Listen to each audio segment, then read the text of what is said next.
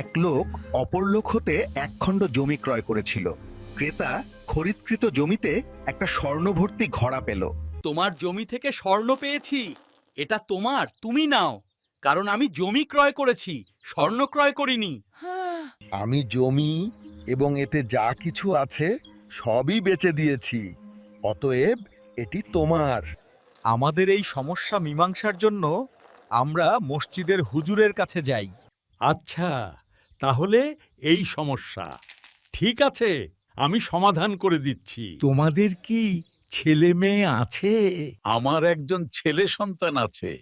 আমার একজন মেয়ে সন্তান আছে। তোমার মেয়েকে তার ছেলের সঙ্গে বিবাহ দাও, আর প্রাপ্ত স্বর্ণের মধ্যে কিছু তাদের বিবাহে ব্যয় কর এবং বাকি অংশ তাদেরকে দিয়ে দাও।